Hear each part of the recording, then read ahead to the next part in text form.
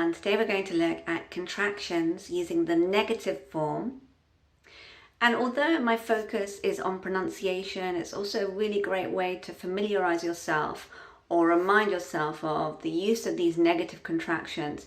It's also very important to remember that if we speak without contractions, we don't sound as British. We don't sound very natural. It sounds actually quite artificial. So do make an effort to incorporate them into your speech to sound more British and to speak in a more natural manner. He hasn't arrived yet.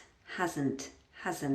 I'm really focusing on my throat area. It's worthwhile warming up this area so you can lower your bottom jaw and hum.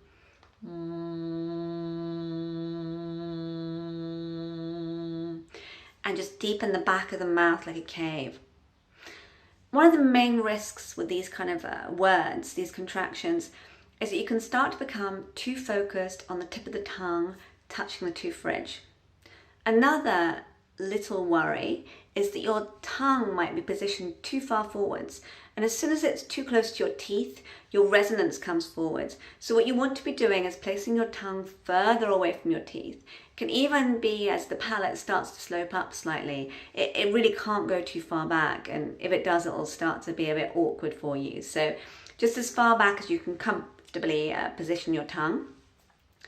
Doesn't. I'm really creating some space there by warming up first, and you need to do this quite a few times in order to get used to it.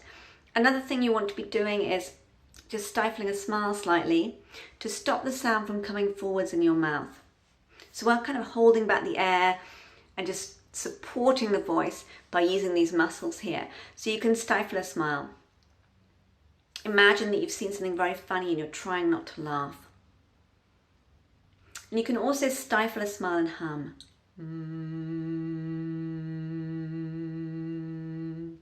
And deepen the back of the mouth like a cave.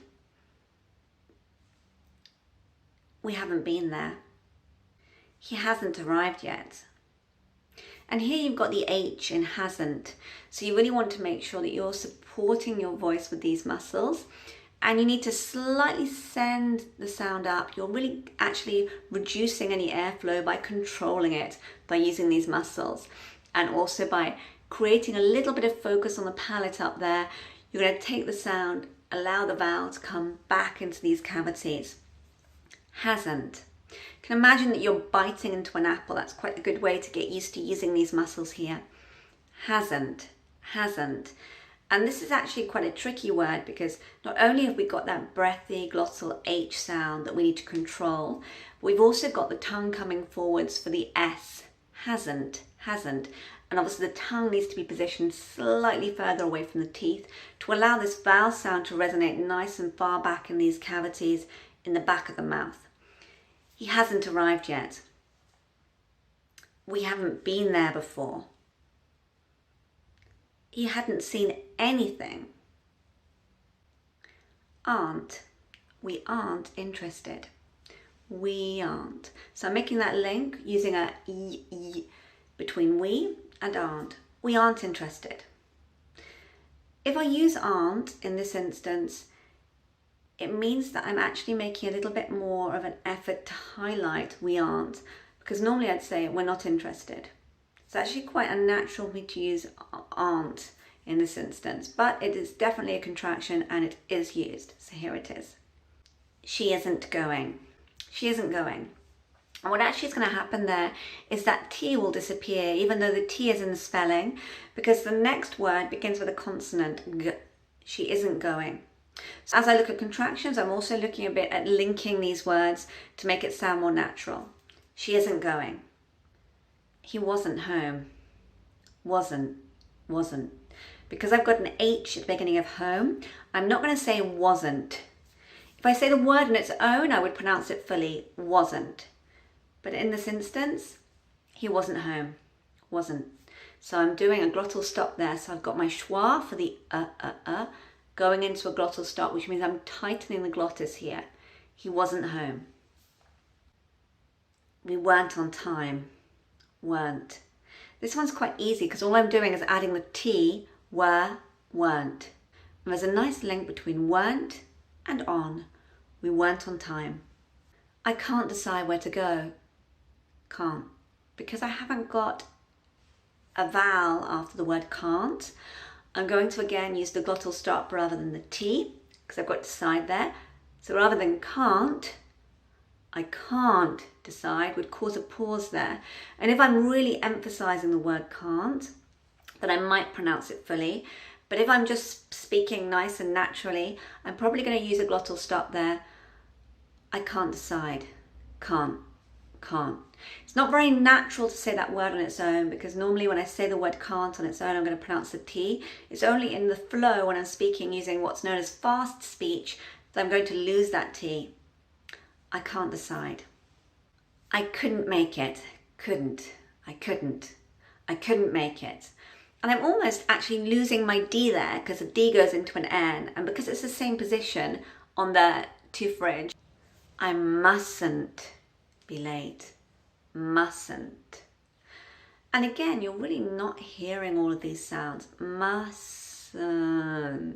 Mustn't. Mustn't.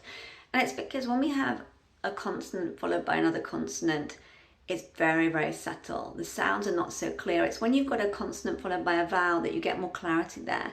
So the nt is very quick, very subtle. Mustn't. And I've just got this tiny weak schwa down there, which is almost like a non-sound between the S and the nt, the NT. Mustn't. He shouldn't go. Shouldn't. Shouldn't.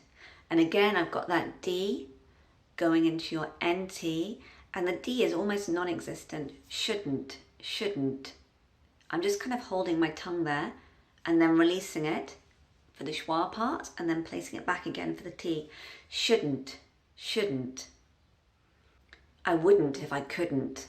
And again, the same thing happens on wouldn't and couldn't.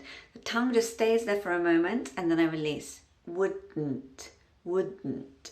And I'm really opening my throat here. So it might be quite worthwhile actually placing your tongue on the tooth ridge, which is that little bar just before the palate slopes up. And seeing if you can actually open your throat simultaneously. You might find it challenging to start with, so you might want to practice that. Shouldn't, shouldn't, wouldn't. I wouldn't if I couldn't. I didn't know. She doesn't care. I don't mind. Okay, good luck. Get practicing. There are a lot of examples here. Make sure you do your warm-up before you begin, and then just stop the video to practice and to repeat. You might want to listen to it a few times in order to really process all this information. I've really made this a very information-heavy video because I wanted to cover all the negative contractions in one go. So I hope you enjoyed this video. If you liked it, please do like it. And if you want to continue the discussion, you can do so on my Facebook group, and the link is just in the comments just below. Thanks so much for watching.